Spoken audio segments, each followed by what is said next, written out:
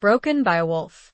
When her father was taken prisoner, Lady Isolde of Evermere had no choice but to seek the aid of Sir Aldrich Blackwell, the only knight ruthless enough to help her. He smirked as he studied her, his voice dark with amusement. "You ask for my mercy, my lady," he murmured. "Tell me, how far are you willing to fall for it?"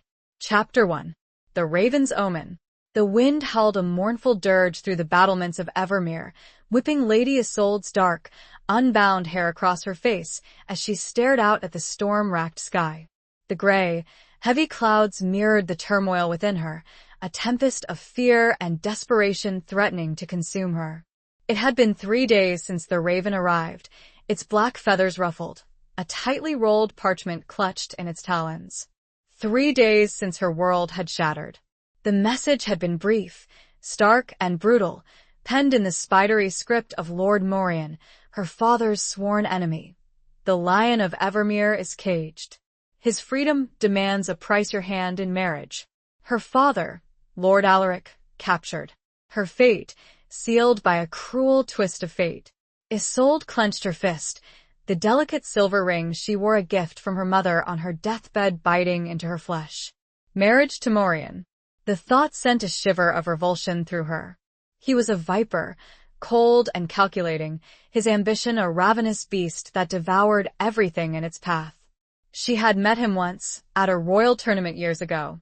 His eyes, the color of stagnant pond water, had lingered on her with a possessiveness that had made her skin crawl. The wind shifted, carrying with it the scent of rain and the distant clang of metal from the smithy.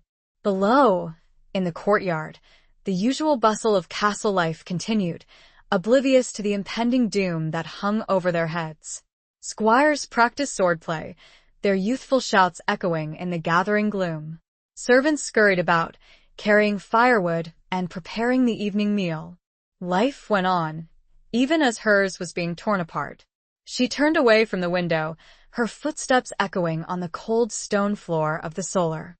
The room, usually a haven of warmth and light, felt like a tomb. Tapestries depicting scenes of Evermere's glorious past battles won, alliances forged seemed to mock her with their vibrant colors. A half-finished embroidery lay abandoned on a table, the needles still threaded with crimson silk. A falcon, the symbol of House Evermere, was taking shape, its wings outstretched in flight. Isolde felt a pang of sorrow. Would she ever finish it? Would she ever have the freedom to pursue such simple pleasures again? A soft knock on the door startled her. "Enter," she said, her voice barely a whisper. Alara, her handmaiden and closest confidant, entered, her face etched with concern. Alara was a few years older than Isolde, with kind eyes and a comforting presence. She had been with Isolde since childhood, a constant source of strength and loyalty. "My lady," Alara said, her voice hushed. "The council awaits. They are eager to discuss the situation." Isolde nodded, her stomach twisting with dread. The council, a gathering of Evermere's most trusted advisors, men who had served her father loyally for years. She knew what they would say. They would urge her to accept Morian's offer, to sacrifice herself for the good of Evermere. Duty, honor, family. The words echoed in her mind, a heavy weight pressing down on her. "They will counsel submission," Isolde said, her voice flat. Alara hesitated. "They will counsel what is best for Evermere, my lady." "And what of me, Alara? What of my life? Am I to be nothing more than a pawn in their games?" The bitterness in her voice surprised even her. Alara approached her, placing a gentle hand on her arm. "You are the lady of Evermere. Your fate has always been intertwined with that of your people." Isolde pulled away, her eyes flashing. "I am not my father. I will not be a sacrifice." But even as she spoke the words, she knew the truth. She could not abandon her father. He had always protected her, cherished her, even when her mother had died and a deep sadness had settled over him. He was all she had left. She thought of her father, imprisoned in Morian's cold, dark dungeons. The image fueled a flicker of defiance within her. There had to be another way. A way to save him without surrendering herself to a life of misery. "There is one," a voice inside her whispered, a voice that was both desperate and determined. One who might help. The name surfaced unbidden, a name spoken in hushed tones, a name associated with darkness and danger. Sir Aldrich Blackwell, the Black Knight. A mercenary, a warrior of legendary skill and ruthlessness. A man without a lord, bound only by his own code. A man who lived on the fringes of society, feared and reviled by many. He had fought for her father once, years ago, during a border skirmish. Isolde had only seen him from afar, a towering figure clad in black armor, his face obscured by a visored helmet. But she remembered the stories. Stories of his unmatched prowess in battle, his unwavering loyalty to those he served, and his cruelty to his enemies. He was her last resort. A dangerous gamble. But she was out of options.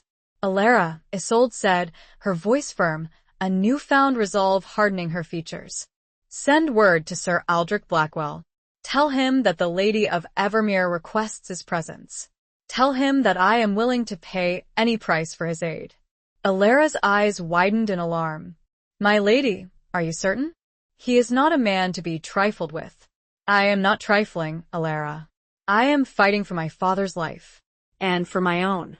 Isolde straightened her shoulders, a flicker of hope igniting within her. The storm outside raged on, but within the walls of Evermere, a different kind of storm was brewing. A storm of defiance, of desperation, and of a pact forged in the shadows, a pact that would bind her fate to that of the Black Knight. The Raven's omen had been delivered. Now, she would meet her destiny, head-on, and she could only pray the man she sought would not be as cruel as they all said. Chapter 2. Shadows of Evermere. The journey to the Blackwood Forest was a blur of gray skies and muddy tracks. Isolde, cloaked and hooded, rode alongside Alara and a small contingent of Evermere's guards. The silence was heavy, punctuated only by the rhythmic thud of horses' hooves and the creak of leather saddles. Each mile that passed felt like a step further into the unknown, a descent into a world far removed from the familiar comforts of her castle. Isolde kept her gaze fixed ahead, her mind racing. She had spent the past few days poring over old scrolls and chronicles, searching for any information about Aldrich Blackwell. The records were sparse, fragmented, often contradictory.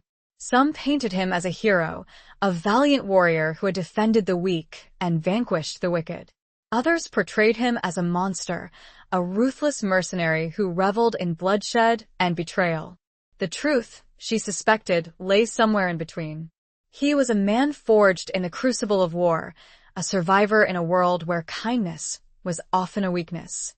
A man who had learned to trust no one, to rely only on his own strength and cunning. The Blackwood Forest lived up to its name. The trees were ancient and gnarled, their branches intertwined to form a dense canopy that blocked out most of the sunlight. The air was cool and damp, heavy with the scent of pine and decaying leaves. A sense of unease settled over Isolde, a primal fear of the unknown. This was a place where shadows held sway, where secrets lurked beneath the surface. They reached a clearing, a small, desolate space surrounded by towering trees. A crumbling stone well stood at its center, its water long since dried up. This was the meeting place specified in her message, a place on the edge of Blackwell's territory, a place where he could observe them unseen, assess their intentions. We wait, Isolde said, her voice calm despite the tremor in her heart. They dismounted, the guards forming a protective circle around her and Alara. The minutes stretched into an eternity. The only sounds were the rustling of leaves, the distant caw of a crow, and the frantic beat of Isolde's own heart. Doubt began to creep in. Had he received her message? Had he dismissed it as the foolish plea of a desperate woman? Was she chasing a phantom, a legend that had no basis in reality? Then a movement, a flicker of shadow at the edge of the clearing. Isolde's breath caught in her throat. He emerged from the trees, a figure of imposing stature. He was taller than she remembered, his broad shoulders encased in black enameled steel. His armor was worn and scarred, a testament to countless battles fought and won. A long sword hung at his side, its hilt wrapped in worn leather. His face was hidden behind a visored helmet, the eye slits revealing only darkness. He moved with a silent grace, a predator surveying his prey. The guards tensed, their hands instinctively reaching for their swords. But Blackwell made no threatening moves. He simply stood there, a silent, imposing presence. Isolde stepped forward, her chin held high. "Sir Aldrich Blackwell," she said, her voice echoing in the stillness of the clearing. "I am Lady Isolde of Evermere. I have come to seek your aid." He remained silent for a moment, his gaze, or what she could perceive of it, unwavering. Then, a voice, deep and resonant, emerged from behind the helmet. "The Lady of Evermere," he said, his tone neutral, devoid of any emotion. "What brings you to my domain?" "My father, Lord Alaric, has been taken prisoner by Lord Morian," Isolde said, her voice steady despite the fear that gnawed at her. "Morian demands my hand in marriage as ransom." I refuse to submit. A hint of amusement, dark and cynical, laced his voice. "A noble sentiment. But sentiment rarely wins wars, my lady." "I am not seeking sentiment, Sir Knight," Isolde retorted, her pride flaring. "I am seeking your skills, your expertise. I am willing to pay any price for your help in rescuing my father." He took a step closer, the movement subtle but significant. The air seemed to crackle with tension. "Any price?" he repeated, the words hanging in the air like a challenge. Isolde met his gaze, her heart pounding against her ribs. She knew what he was implying. He was testing her, probing her resolve. He wanted to see how far she was willing to go, how much she was willing to sacrifice. "Anything," she said, her voice unwavering. "My father's life is worth more than any jewel, any land, anything." He studied her for a long moment, the silence stretching taut between them. She could feel his scrutiny, a cold, assessing gaze that seemed to penetrate her very soul. Finally he spoke. "You have courage, my lady. I will grant you that. But courage alone is not enough. This Morian is a formidable foe. He has many allies, a strong army. Rescuing your father will be a perilous undertaking." "I am aware of the risks," Isolde said. "But I am not afraid. I have faith in your abilities, Sir Knight. Your reputation precedes you." A low chuckle rumbled from behind the helmet. "Reputation is a fickle thing, my lady. It can be bought, sold, and twisted to suit any purpose. Do not put your faith in shadows and whispers." "Then I will put my faith in the steel at your side," Isolde said, her gaze dropping to the long sword. "And in the pact we shall forge. A pact of fire and ash. Fire to consume our enemies, and ash to rise from the ruins of their ambition." He tilted his head slightly, a gesture that might have been surprise, or perhaps respect. "Bold words, my lady. But words are wind. Let us see if your actions match them." He extended a gauntlet hand. "I accept your offer, Lady Isolde. I will help you rescue your father.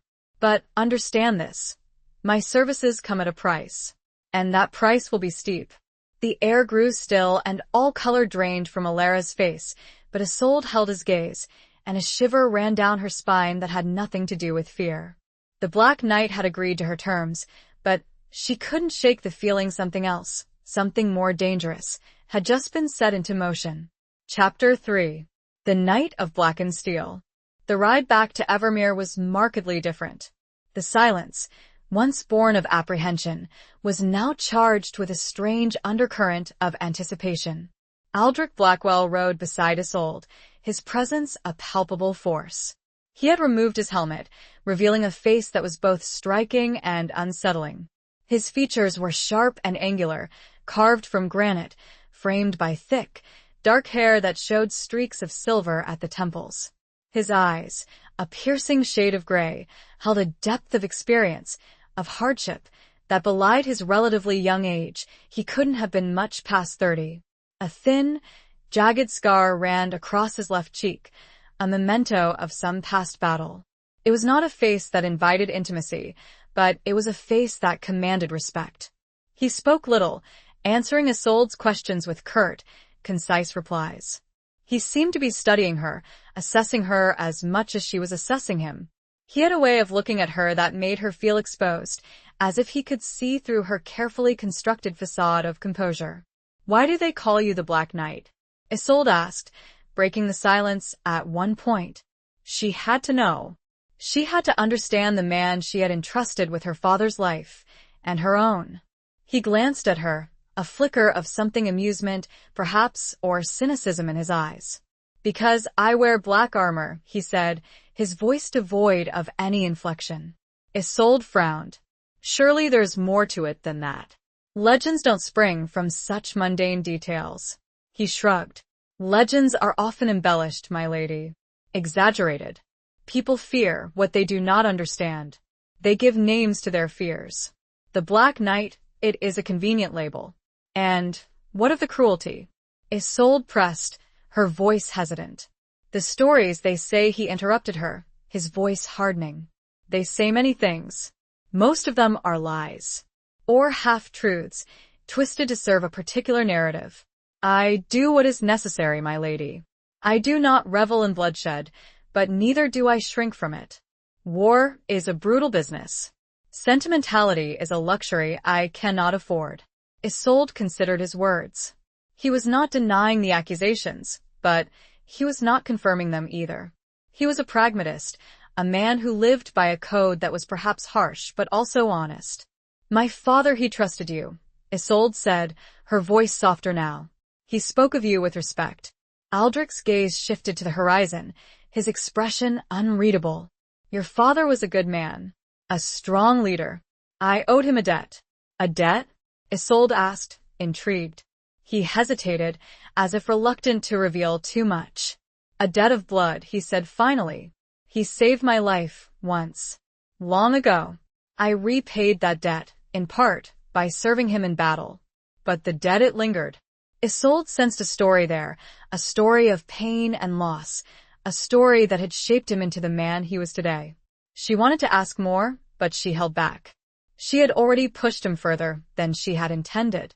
As they approached Evermere, the castle looming large against the darkening sky, Isolde felt a renewed sense of determination. She had made her choice. She had placed her trust in the Black Knight, and she would not waver. They were met at the gates by the captain of the guard, a grizzled veteran named Sir Gareth. He eyed Aldrich with undisguised suspicion, his hand resting on the hilt of his sword. "My lady," Gareth said, his voice gruff. "Who is this?" "This is Sir Aldrich Blackwell," Isolde said, her voice firm. "He has come to assist us in rescuing my father." Gareth's eyebrows rose.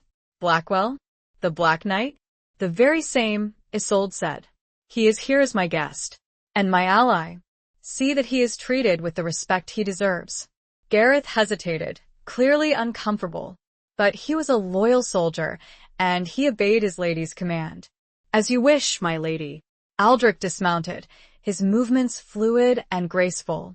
He handed the reins of his warhorse to a stable boy, his gaze sweeping over the courtyard, taking in every detail. He was a warrior, constantly assessing his surroundings, searching for potential threats. Isolde led him into the castle, the great hall echoing with their footsteps. The servants, who had heard whispers of the Black Knight's arrival, stared at him with a mixture of fear and fascination. He stopped in the center of the hall, his gaze fixed on the large tapestry that hung above the fireplace. It depicted the founding of Evermere, a scene of knights in shining armor battling a fearsome dragon. "A fitting emblem for your house, my lady," Aldrich said, his voice low. "Courage, strength, defiance. And a reminder of the dangers we face," Isolde said, her voice matching his. He turned to her, his gray eyes holding hers. "Danger is a constant companion, my lady. It is how we face it that defines us." He paused and, with all seriousness, continued, "We must begin preparations at once. Time will not be a luxury we're granted." Isolde knew he was right. She had seen the steel in his eyes, had felt the cold determination in his voice.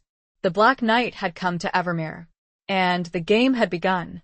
The shadows had only deepened, not receded, but there was also the first, faint hint of a coming dawn. Chapter 4. A bargain struck in darkness. The war room at Evermere was a stark, functional space. Maps lined the walls, depicting the surrounding lands, the borders with Morian's territory marked in a bold, ominous red. A large, oaken table dominated the center of the room, littered with scrolls, quills, and inkpots. The air was thick with the scent of parchment and beeswax. Aldrich Blackwell stood before the table, his gaze sweeping over the maps, his mind already calculating, strategizing. Isolde watched him, fascinated by his intensity, his focus. He was a man of action, a warrior who thrived on challenge. Sir Gareth and a few other trusted advisors were present, their faces etched with a mixture of apprehension and curiosity. They had heard the rumors, the legends about the Black Knight. And now, he stood before them, a living embodiment of those tales. Morian's stronghold is at Castle Draken, Aldrich said, his voice crisp and authoritative. A formidable fortress, well defended, with a garrison of at least 500 men. A direct assault would be suicidal. Gareth nodded in agreement. Draken is built on a cliff overlooking the Serpent's Pass. It has only one approach, a narrow, winding road that is easily defended. And the walls there are impregnable. Impregnable is a word I do not recognize, Aldrich said, a hint of steel in his voice. Every fortress has a weakness. We just need to find it. He spent the next few hours questioning Gareth and the others, gathering information about Draken, about Morian's forces, about the surrounding terrain. He listened intently, his sharp eyes missing nothing. He asked questions that no one else had thought to ask, probing for details that might seem insignificant, but which could prove crucial. Isolde, too, contributed, sharing her knowledge of Morian's personality, his habits, his weaknesses. She had met him only once, but she had observed him closely, sensing the darkness that lurked beneath his polished exterior. He is arrogant, Isolde said. He believes himself to be invincible. That could be his undoing. Aldrich nodded. Arrogance is a dangerous flaw in a leader. It blinds them to their own vulnerabilities. As the evening wore on, a plan began to take shape. It was a daring plan, a risky plan, but it was also the only plan that had a chance of succeeding. It involved stealth, deception, and a small, highly skilled team that would infiltrate Draken under the cover of darkness. It will be dangerous, Aldrich said, his gaze meeting Isolde's. There is a high probability of casualties. Isolde met his gaze without flinching. I am aware of the risks, Sir Knight. But I am prepared to do whatever it takes to save my father. He studied her for a moment, a flicker of something respect, perhaps in his eyes. Very well, my lady. Then we shall proceed. He turned to Gareth. I will need your best men. Warriors who are skilled in stealth, in climbing, in close-quarters combat. Men who are not afraid to die. Gareth nodded.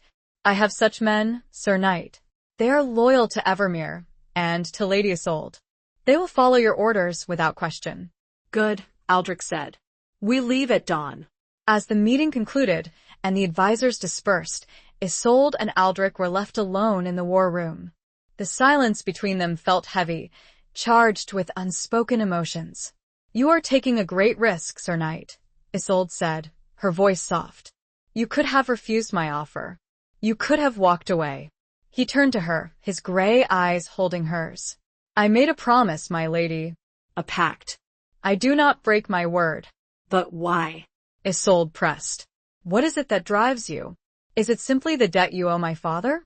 He hesitated, as if reluctant to reveal too much. There is more to it than that, he said finally. I have my own reasons. Isolde sensed a story there, a story of pain and loss, a story that he was not yet ready to share. She wanted to ask more, but she held back. She had already placed her trust in him. She would not pry into his secrets. Not yet. Thank you, Sir Knight, Isolde said, her voice sincere. For everything. He inclined his head slightly, a gesture that was both formal and intimate. Save your thanks for when your father is returned to you, my lady. He turned to leave, but then he paused, his back to her. One more thing, my lady, he said, his voice low. Morian, he is not a man to be underestimated. He is cunning, ruthless, and he enjoys playing games. Be wary of him.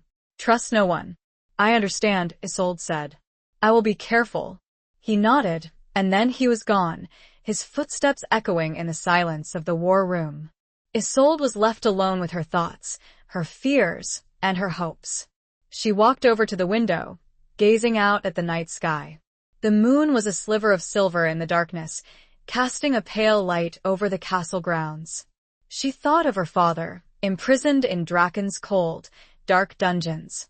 And she thought of the Black Knight, the man who had promised to rescue him. She had made a bargain with darkness, a pact of fire and ash. And she knew, with a certainty that chilled her to the bone, that the price would be high.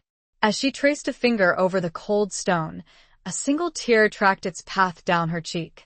She was not naive enough to think all would be well. But perhaps, just perhaps, hope would find its way. Chapter 5. The Whispers of Court. The days leading up to the departure for Draken were a whirlwind of activity. Evermere buzzed with preparations, the castle transformed into a hive of focused energy. Smiths worked tirelessly, sharpening blades and repairing armor. Fletchers crafted arrows, their feathers dyed in somber hues of gray and black. Cooks prepared provisions, dried meats and hardtack biscuits that would sustain the small company on their perilous journey. But beneath the surface of this purposeful activity, a current of unease flowed. Whispers circulated through the castle halls, whispers about the Black Knight, about his dark reputation, about the dangerous mission he was about to undertake. Some spoke of him with fear, others with grudging respect, and a few with a flicker of hope. Isolde found herself caught in the cross-currents of these emotions. She was the Lady of Evermere, and she had to maintain a facade of strength and confidence, to reassure her people, to quell their fears. But in the quiet moments, when she was alone with her thoughts, doubt gnawed at her. She had placed her trust in a man who was an enigma, a man shrouded in shadows and secrets. She had made a pact with him, a pact that could save her father, but which could also cost her everything. Alara, ever perceptive, sensed her turmoil. "My lady," she said one evening, as she was helping Isolde undress for bed, "you are troubled. Is it Sir Aldrich?" Isolde hesitated. She had confided in Alara about many things, but the true depth of her feelings about Aldrich, the strange mixture of fear and fascination, was something she had kept hidden, even from her closest confidant. "He is a complex man," Isolde said finally, choosing her words carefully. "I am not sure I understand him." Alara smiled knowingly. "Few do, my lady. He is a man of secrets, but he is also a man of honor. Your father trusted him, and I believe you can too." Isolde sighed. "I hope you are right, Alara. I pray you are right." The whispers of the court were not confined to the servants' quarters. They also reached the ears of the nobles, the lords and ladies who had gathered at Evermere, ostensibly to offer their support to Isolde, but also to observe, to assess, to judge. One evening, Isolde found herself cornered by Lady Annalise, a woman known for her sharp tongue and her even sharper eyes. Annalise was a distant relative of Isolde's, and she had always harbored a certain resentment towards her. "My dear Isolde," Annalise said, her voice dripping with honeyed malice. "Such a brave decision you have made, entrusting her father's fate to that man." Isolde met her gaze, her expression carefully neutral. "Sir Aldrich is a skilled warrior, Lady Annalise. He is our best hope." Annalise laughed, a brittle, unpleasant sound. "Best hope? Or a desperate gamble? They say he is ruthless. A killer. A man without scruples. Are you sure you know what you are doing, my dear?" "I am sure of one thing, Lady Annalise," Isolde said, her voice hardening. "I will do whatever it takes to save my father. And I will not be swayed by idle gossip or malicious rumors." Annalise's smile faltered. She had clearly expected Isolde to crumble under her scrutiny, to reveal her doubts and fears. But Isolde stood firm, her resolve unshaken. "Very well, my dear," Annalise said, her voice losing some of its edge. "I wish you luck. You will certainly need it." She swept away, leaving Isolde feeling a mixture of anger and vindication.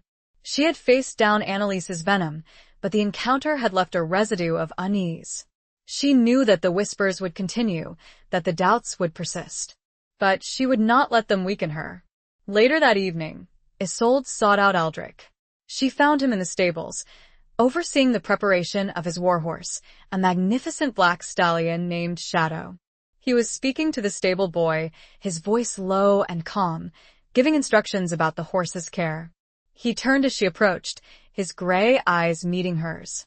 The stable was dimly lit by lanterns, casting long shadows that danced on the walls. The air was thick with the scent of hay and horses. "Is something amiss, my lady?" he asked, his voice neutral. "I wanted to talk to you," Isolde said, her voice hesitant. "About the whispers." He frowned. "Whispers?" "The rumors, the doubts about you," Isolde said. "They are circulating through the castle. People are afraid." He shrugged. "Let them be afraid. Fear can be a useful weapon. But it can also be a hindrance," Isolde said. "It can undermine trust, sow discord. I need my people to believe in you, to believe in our mission." He studied her for a moment, his expression unreadable. "And do you believe in me, my lady?" he asked, his voice low. The question hung in the air, heavy with unspoken meaning. Isolde met his gaze, her heart pounding in her chest. She thought of his strength, his courage, his unwavering determination. She thought of the debt he owed her father, the pact he had made with her. "Yes," she said, her voice firm. "I do." A flicker of something surprise, perhaps, or relief crossed his face. "Then, that is all that matters, my lady." He paused and added, his voice a rough whisper, "I won't fail you, Isolde."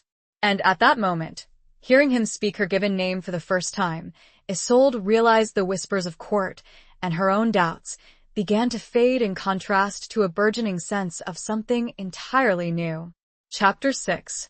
The Price of Freedom. Dawn broke gray and cold, a fitting prelude to the perilous journey ahead. The small company gathered in the courtyard of Evermere, their faces grim, their movements purposeful. Aldrich Blackwell, clad in his black armor, stood beside his warhorse, his gaze sweeping over his chosen men. They were a hardened lot, veterans of countless battles, their loyalty to Evermere, and now to him, unquestioned. Isolde, wrapped in a thick woolen cloak, watched from the battlements, her heart heavy with a mixture of apprehension and hope. She had said her farewells to Alara, entrusting her with the care of the castle in her absence. Alara had wept, clinging to her, begging her to be careful. "I will, Alara," Isolde had promised, her voice choked with emotion. "I will come back. I will bring my father home." But even as she spoke the words, she knew that there was no guarantee of success. This was a desperate gamble, a leap of faith into the unknown. And the price of failure would be unimaginable. Aldrich mounted Shadow, his movements fluid and graceful. He looked up at Isolde, his gray eyes meeting hers. There was a silent understanding between them, a shared awareness of the risks they were taking, the sacrifices they were making. He gave a curt nod, a signal of departure. The gates of Evermere creaked open, and the small company rode out, their figures disappearing into the mist-shrouded landscape. Isolde watched them go, her heart aching with a sense of loss and a strange, unfamiliar yearning. The journey to Draken was arduous, a test of endurance and resilience. They traveled through dense forests, across treacherous mountain passes, and along winding, muddy tracks. The weather was unforgiving, a constant barrage of rain and wind that chilled them to the bone. Aldrich led the way, his senses alert, constantly scanning the surroundings for any sign of danger. He was a skilled tracker, a master of stealth, able to move through the wilderness like a shadow. He set a relentless pace, pushing his men and himself to the limits of their endurance. Isolde, despite her privileged upbringing, proved to be a surprisingly resilient traveler. She had learned to ride at a young age, and she had a natural grace and stamina that served her well. She did not complain, even when she was exhausted, cold, and hungry. She knew that her discomfort was nothing compared to the suffering her father was enduring. During the brief rests, Aldrich would often seek her out, offering her a share of his meager rations, a few words of encouragement. He treated her with a respect that was both formal and protective. He seemed to sense her vulnerability, her unspoken fears, and he offered her a quiet strength, a reassurance that she was not alone. One evening, as they were camped beside a rushing stream, Aldrich found her sitting alone, staring into the flames of the campfire. The firelight flickered on her face, highlighting the shadows under her eyes, the weariness in her expression. He sat down beside her, maintaining a respectful distance. "Are you well, my lady?" he asked, his voice low. Isolde sighed. "I am tired," she admitted. "And afraid." He nodded. "Fear is a natural response, my lady. It is what keeps us alive. But it must not paralyze us." "I know," Isolde said. "But what if we fail? What if we cannot rescue my father?" He turned to her, his gray eyes holding hers. "We will not fail, my lady. I gave you my word. I will not break it." "But the price," Isolde said, her voice hesitant. "You said it would be steep." He looked away, his gaze fixed on the flames. "The price of freedom is always high, my lady. It is often paid in blood, in sacrifice, in loss." Isolde sensed a deep sadness in his voice, a hint of a past that haunted him. She wanted to ask him about it, but she held back.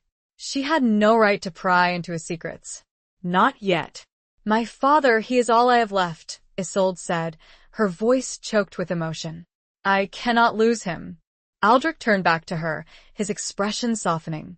He reached out, his hand hovering over hers, as if he wanted to touch her, to offer her comfort. But then he hesitated, drawing his hand back. "You will not lose him, my lady," he said, his voice firm. "I will see to it." Then he rose, leaving.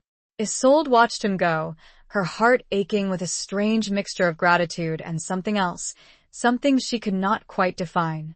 She was drawn to his strength, his unwavering determination, his vulnerability. She was beginning to see beyond the mask of the Black Knight, to glimpse the man beneath, the man who had suffered, who had lost, who had learned to survive in a brutal world. She closed her eyes and tilted her head back, a soft whisper escaping, "Please let him be right." Chapter 7. Beneath a Cloak of Secrets. The closer they drew to Castle Draken, the more palpable the tension became. The landscape grew more rugged, more forbidding, the mountains looming like silent sentinels, their peaks shrouded in mist. The air was thick with a sense of foreboding, a premonition of danger. Aldrich, ever vigilant, tightened security. He sent scouts ahead, to assess the terrain, to identify any potential threats. He instructed his men to remain silent, to avoid any unnecessary contact with the local populace. He was taking no chances. Isolde, despite her growing trust in Aldrich, found herself increasingly anxious. She had never been involved in anything like this before, a clandestine operation, a mission fraught with peril. Her life had been sheltered, protected, within the walls of Evermere. Now, she was venturing into the unknown, facing dangers she could barely imagine. One afternoon, as they were traversing a narrow mountain pass, Aldrich called a halt. He dismounted, his gaze fixed on a distant ridge, where a small group of riders could be seen silhouetted against the sky. "Morian's patrol," he said, his voice grim. "We must avoid them." He led them off the main track, into a dense thicket of trees, where they waited, concealed, until the patrol had passed. The silence was broken only by the rustling of leaves, the distant caw of a crow, and the frantic beat of Isolde's heart. She watched Aldrich, his face set in lines of concentration, his senses alert. He was a warrior, born and bred for this kind of situation. He seemed to thrive on danger, on the challenge of outwitting his enemies. How do you do it?" Isolde asked, her voice barely a whisper. "How do you remain so calm?" He glanced at her, a flicker of amusement in his eyes. "Calm is a facade, my lady. Beneath the surface, I am always calculating, assessing, preparing for the worst." "But you never show it," Isolde said. "You always seem in control." He shrugged. "Control is an illusion, my lady. But it is an illusion that can be useful. It can inspire confidence, intimidate enemies, and keep one's own fears at bay." Isolde considered his words. He was right. He had mastered the art of concealing his emotions, of projecting an image of strength and invincibility. It was a skill that she admired, a skill that she wished she possessed. As they continued their journey, Isolde found herself observing Aldrich more closely, trying to penetrate the mask he wore, to understand the man beneath. She noticed small details, subtle gestures, that revealed glimpses of his true nature. She noticed the way he cared for his horse, Shadow, stroking its neck, whispering words of encouragement. She noticed the way he treated his men, with a firm but fair hand, demanding their loyalty, but also respecting their courage. And she noticed the way he looked at her, when he thought she wasn't watching, a flicker of something in his eyes that was more than just respect, more than just protectiveness. One evening, as they were camped in a secluded cave, Aldrich found her staring out at the night sky. The moon was full, casting a silvery light over the landscape. The air was crisp and cold. He sat down beside her, maintaining a respectful distance. "What troubles you, my lady?" he asked, his voice soft. Isolde sighed. "I was just thinking about my father," she said. "About what he must be going through. About whether we will be able to save him." Aldrich nodded. "He is a strong man, your father. He will endure. But for how long?" Isolde said, her voice choked with emotion. "Morian, he is cruel. He will not hesitate to harm him." Aldrich reached out, his hand hovering over hers, as if he wanted to touch her, to offer her comfort. But then, as before, he hesitated, drawing his hand back. The gesture, though uncompleted, spoke volumes. "We will reach him in time, my lady," he said, his voice firm. "I promise you." Isolde looked at him, her eyes searching his. She saw the determination in his gaze, the unwavering commitment. And she saw something else, something that made her heart skip a beat. She saw vulnerability. You carry your own burdens, don't you, Sir Knight?" she said, her voice hesitant. "Your own secrets." He looked away, his gaze fixed on the distant mountains. "We all carry secrets, my lady," he said, his voice low. "Some are heavier than others." Isolde sensed that he was on the verge of revealing something, of sharing a part of himself that he had kept hidden. She waited, her breath held, her heart pounding. I lost someone once," he said finally, his voice barely a whisper. "Someone I loved. It was a long time ago, but the pain, it lingers." He stopped, turning back to face her. "I do not wish that pain on anyone, especially not you." Isolde's heart ached for him. She understood, now, the source of his sadness, the reason for his guarded nature. He had been wounded, deeply, and he had built walls around his heart to protect himself from further pain. "I am sorry," Isolde said, her voice sincere. "For your loss." He nodded, a flicker of gratitude in his eyes. "Thank you, my lady." He rose. Isolde remained seated for several more minutes, gazing at the spot he had occupied, and feeling that, somehow, under a cloak of secrets, a new and deeper bond had quietly formed. Chapter 8. The Serpent's Kiss. Castle Draken finally came into view, a menacing silhouette against the twilight sky. It was even more formidable than Isolde had imagined, a fortress built to withstand any assault. Its walls, thick and gray, rose from a sheer cliff face, overlooking the narrow, winding pass that was its only approach. Towers and battlements jutted out at intervals, providing commanding views of the surrounding terrain. Aldrich, studying the castle through a spyglass, muttered a low curse. "It is even worse than I anticipated," he said. A true serpent's nest.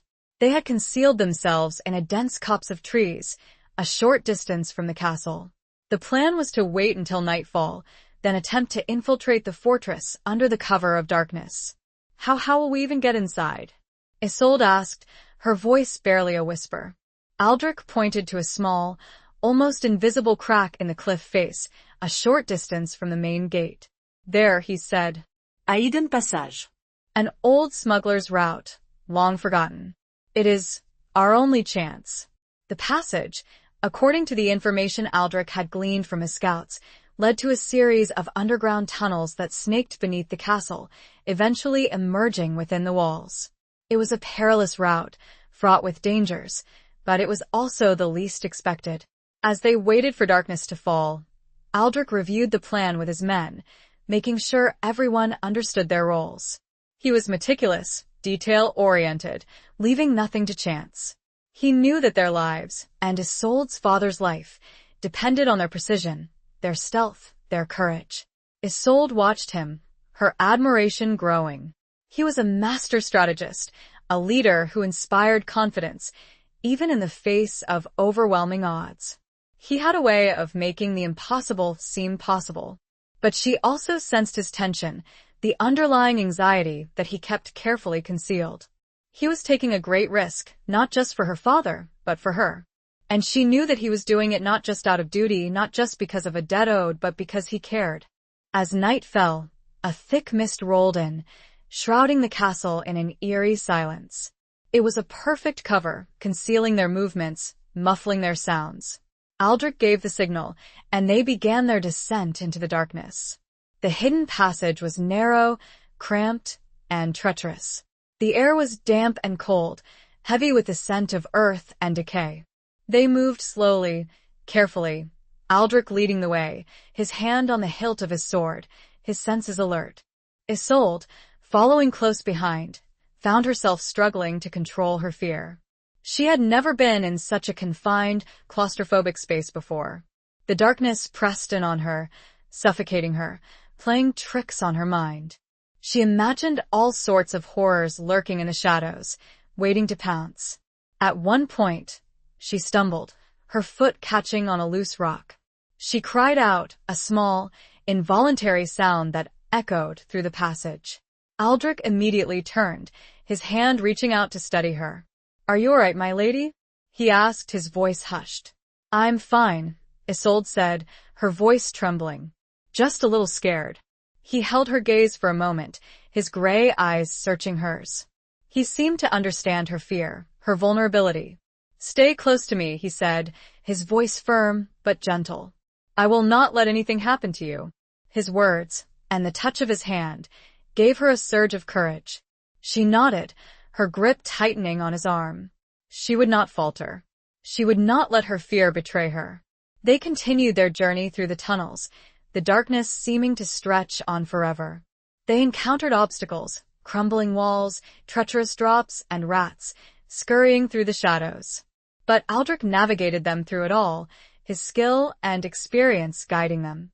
Finally, after what seemed like an eternity, they reached their destination, a small, hidden chamber within the castle walls. Aldrich extinguished his lantern, plunging them into complete darkness. "We are inside," he whispered. "But the most dangerous part is yet to come."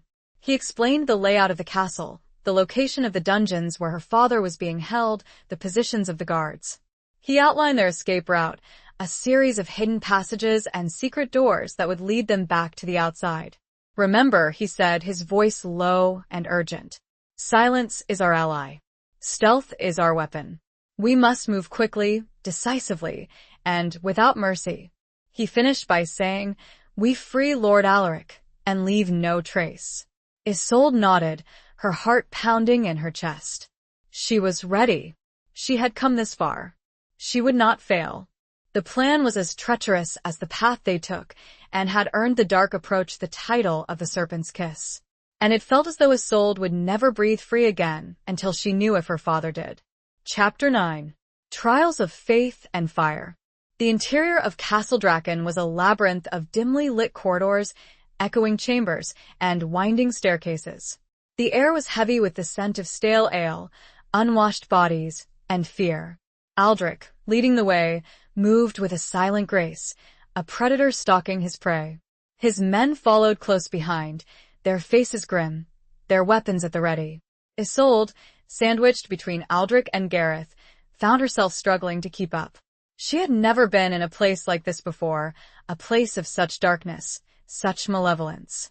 The very stones seemed to seep with a sense of cruelty, of oppression. They encountered guards at several points, patrolling the corridors, their footsteps echoing in the silence. Aldrich dispatched them swiftly and silently, using his sword with a lethal precision. He showed no mercy, no hesitation. He was a warrior, fighting for survival, and he would not let anything stand in his way. Isolde, witnessing these encounters, felt a mixture of revulsion and admiration. She had never seen such violence before, such cold-blooded killing. But she understood that it was necessary. This was war, a brutal struggle for survival, and there was no room for sentimentality. As they neared the dungeons, the sounds of suffering became audible. Moans, cries, and the clanking of chains echoed through the corridors, a chilling reminder of the horrors that lay ahead.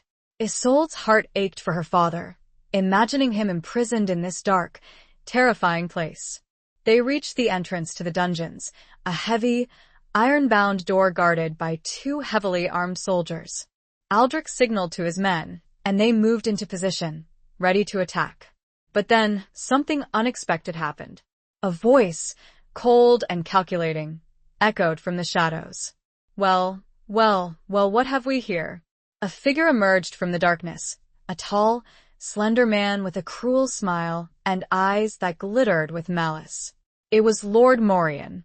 He was even more repulsive than Isolde remembered. His face was pale and gaunt, his lips thin and bloodless. He wore a richly embroidered tunic, but his hands were stained with something dark, something that looked like dried blood. "The Black Knight," Morian said, his voice dripping with sarcasm. "I must say, I am impressed.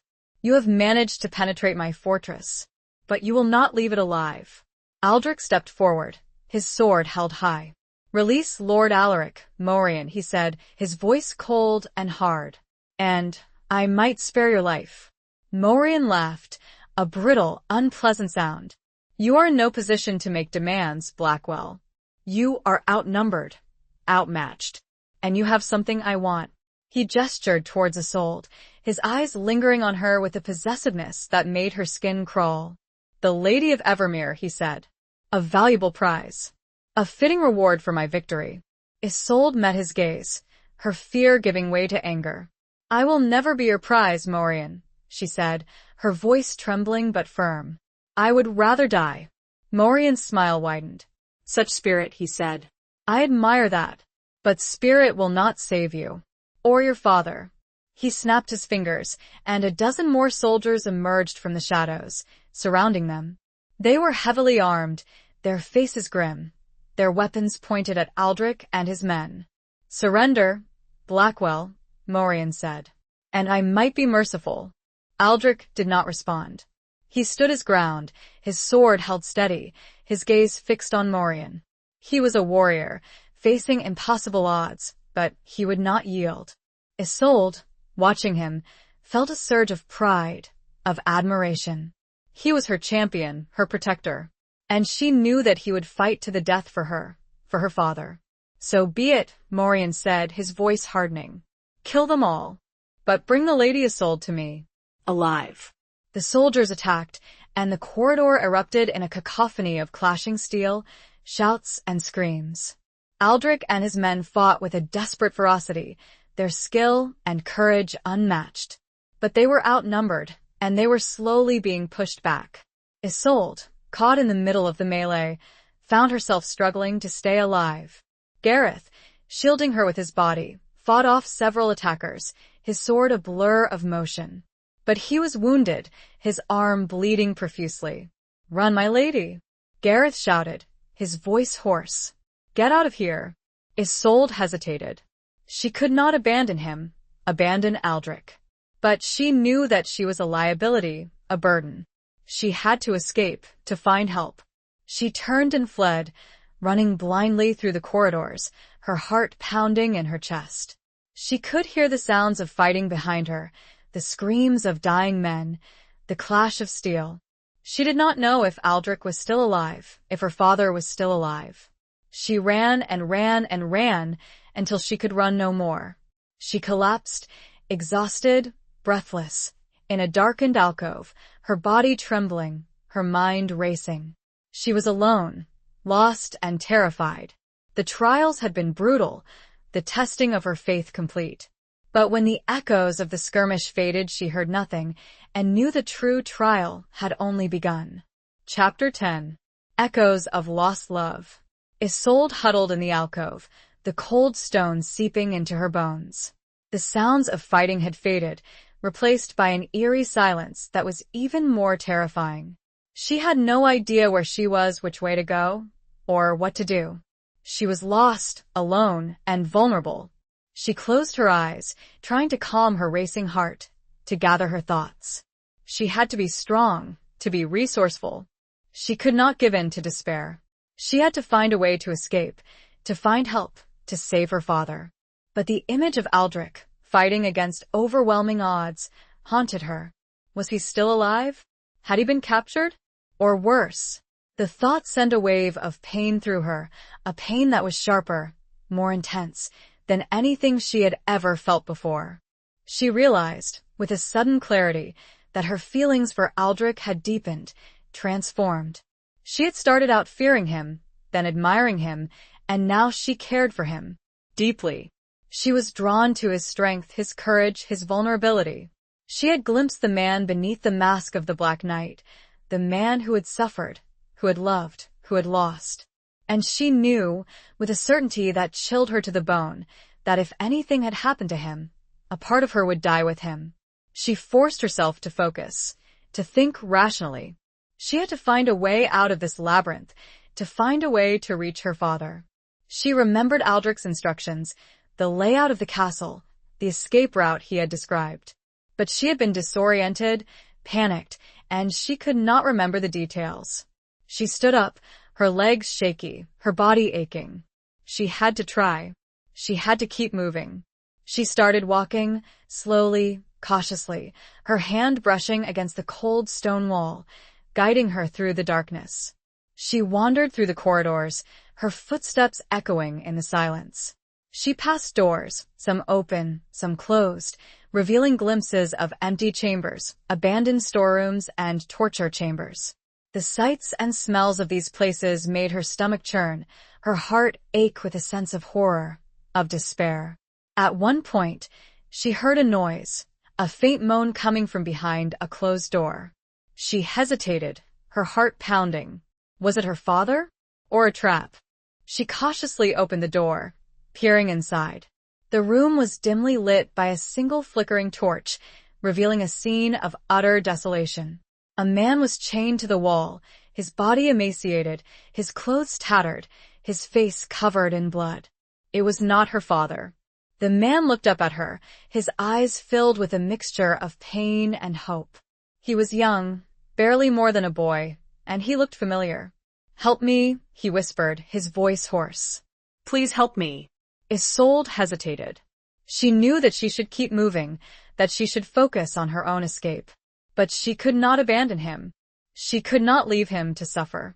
She entered the room, approaching him cautiously. She saw the chains that bound him, the heavy iron shackles that cut into his flesh.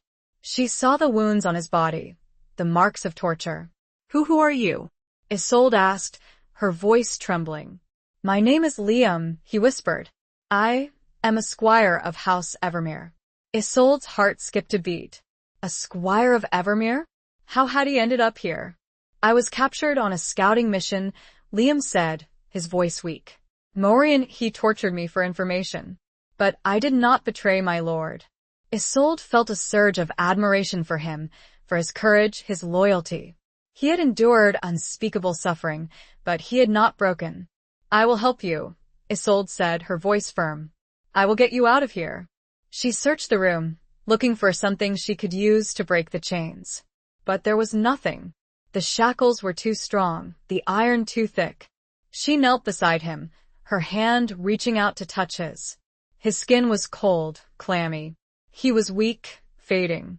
I am sorry," Isolde said, her voice choked with emotion. I cannot help you." Liam smiled. "Avec cette smile." "It is all right," he whispered. I am ready to die." Tears welled up in Isolde's eyes. She could not bear to see him suffer, to see him die. She remembered the small dagger she carried, concealed in her boot. It was a gift from her father, a weapon meant for self-defense.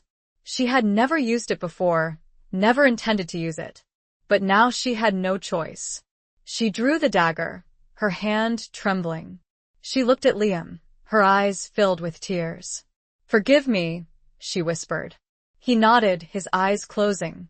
"Thank you," he whispered. She raised the dagger, and with a swift, merciful stroke, she ended his suffering.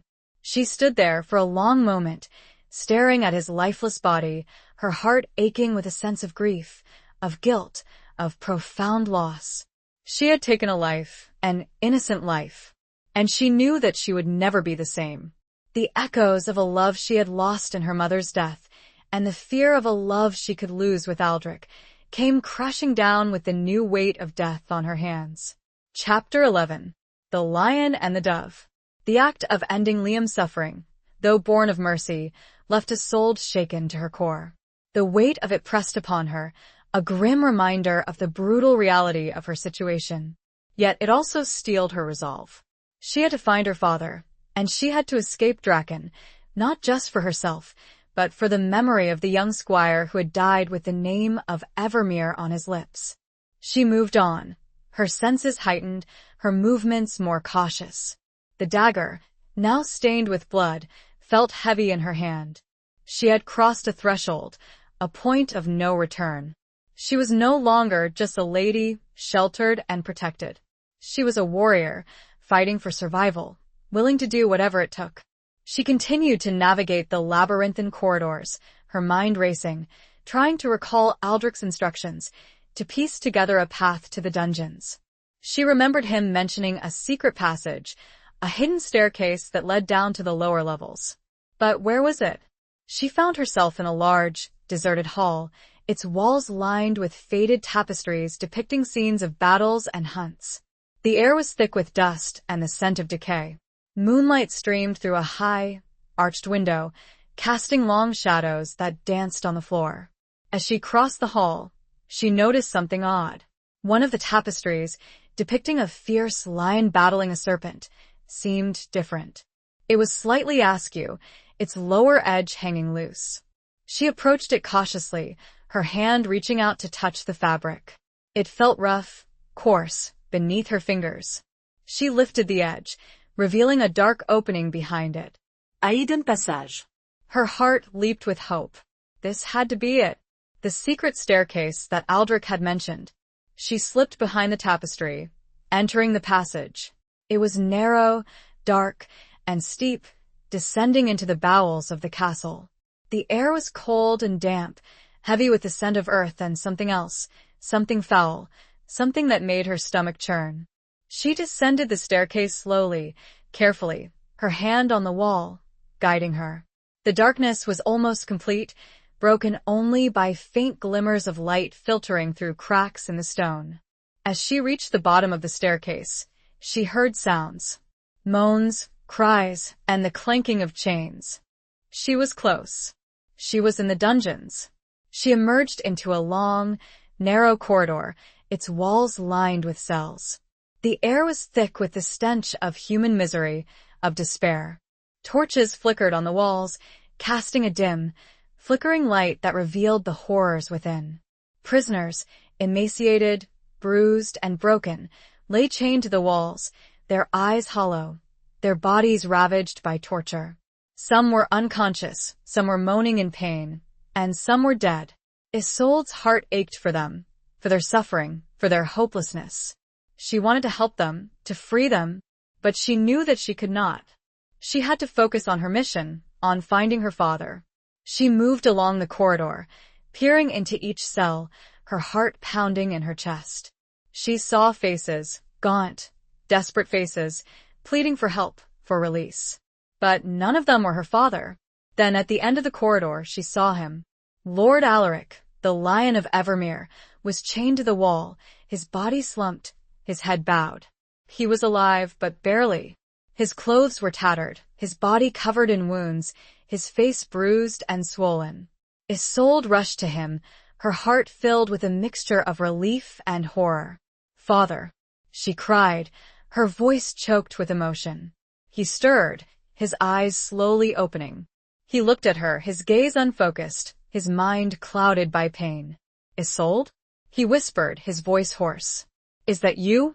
"Yes, father," Isolde said, tears streaming down her face. "It's me. I'm here." I've come to rescue you. She tried to break the chains that bound him, but they were too strong, too heavy. She needed a key, a tool, something to break the locks.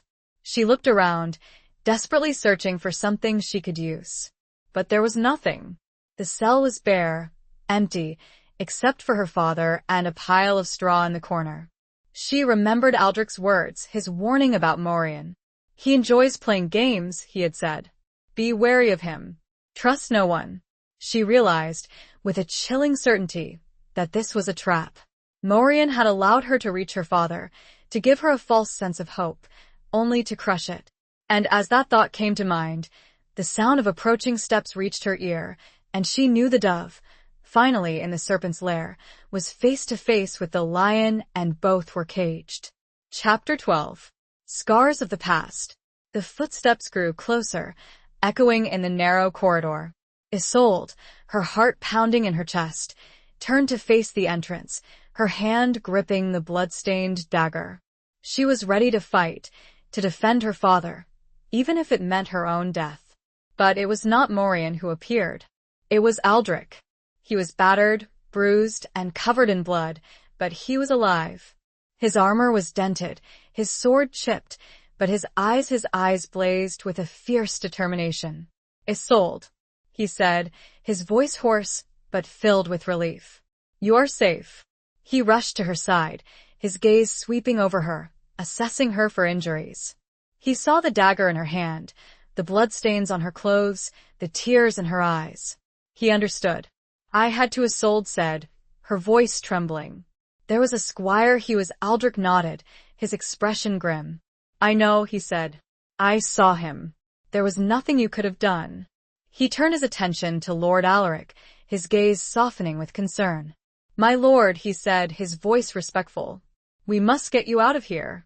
He examined the chains that bound Alaric, his brow furrowed in concentration. The locks are intricate, he said. I need tools.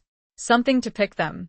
He looked around the cell, his gaze searching for anything that might be useful. But there was nothing. The cell was bare, empty, except for the straw in the corner.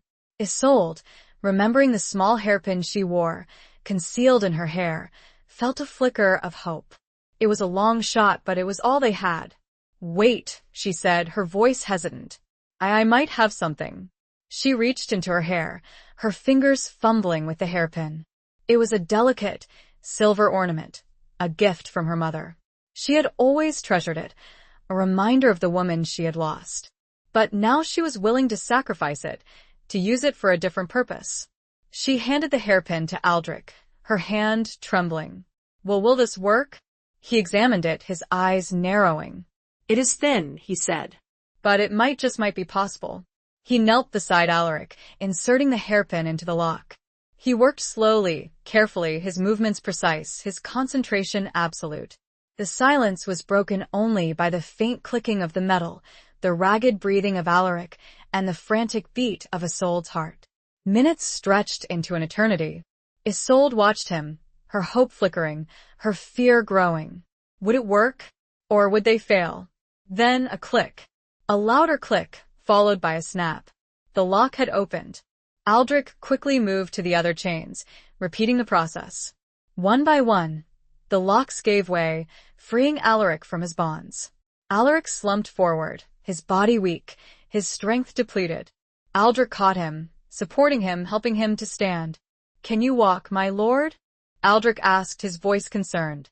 Alaric nodded, his voice hoarse. I think so, he said. With your help. Aldrich put his arm around Alaric, supporting his weight. We must move quickly, he said. Morian, he will be expecting us. They left the cell, moving slowly, cautiously, through the corridor. Isolde, her dagger still in hand, walked beside them, her senses alert, her eyes scanning the shadows. As they reached the staircase that led up to the main level, they heard sounds. Shouts, footsteps, and the clash of steel. Morian soldiers were searching for them. We are trapped, Isolde said, her voice filled with despair. There is no way out. Aldrich stopped, his gaze fixed on the staircase. There is always a way out, he said, his voice firm. We just need to find it. He remembered something, a detail he had noticed earlier when he had first entered the dungeons. A small, almost invisible crack in the wall, near the base of the staircase. He approached it, his hand reaching out to touch the stone. It felt loose, unstable. He pushed against it, and a section of the wall gave way, revealing a narrow opening. Another hidden passage. This could be it, Aldrich said, his voice filled with a cautious hope. A way to escape. He helped Alaric through the opening, then turned to Isolde. Go, he said, his voice urgent. I will hold them off. Isolde hesitated. She could not leave him. Not again. No, she said. I will stay with you. He looked at her, his gray eyes holding hers. He saw the determination in her gaze, the unwavering loyalty. And he saw something else. Something that made his heart ache. Isolde, he said, his voice soft. You must go. You must live. For your father. For Evermere.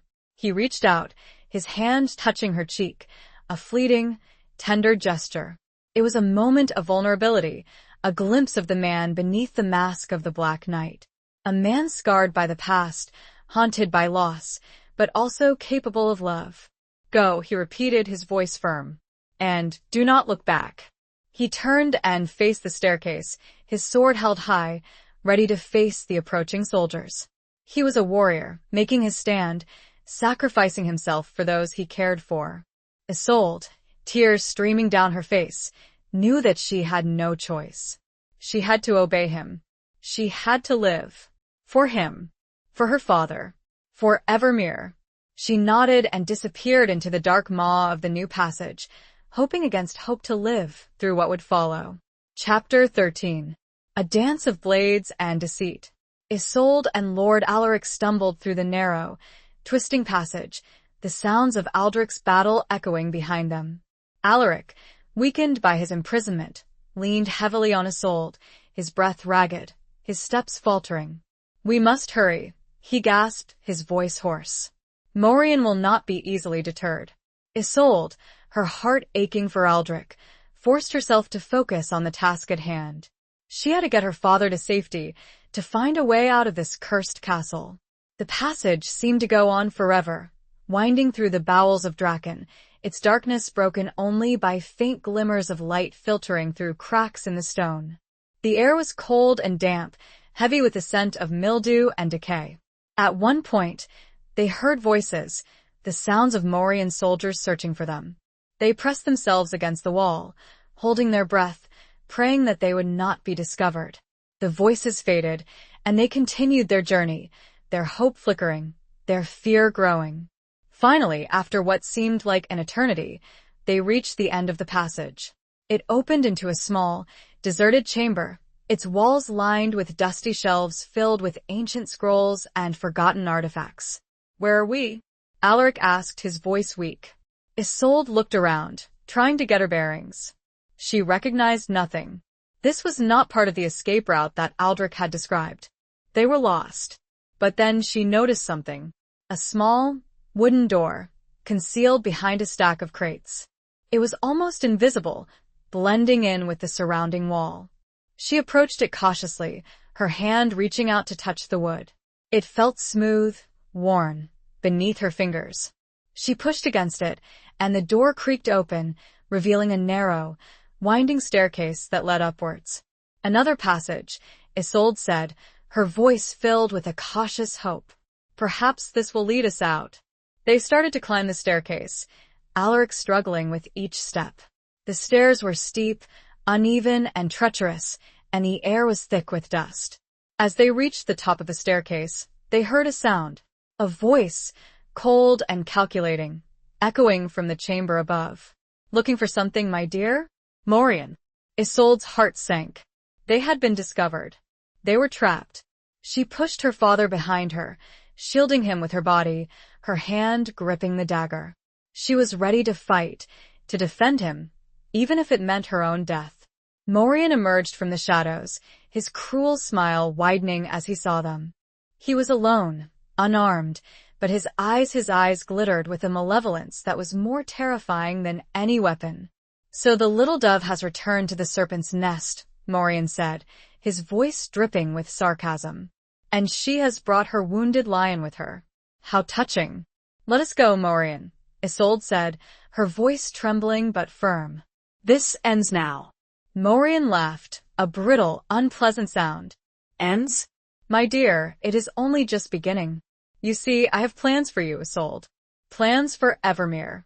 You will never have Evermere, Alaric said, his voice weak but defiant. My people will never submit to you. Morian's smile vanished, replaced by a look of cold fury. Your people will have no choice, he said.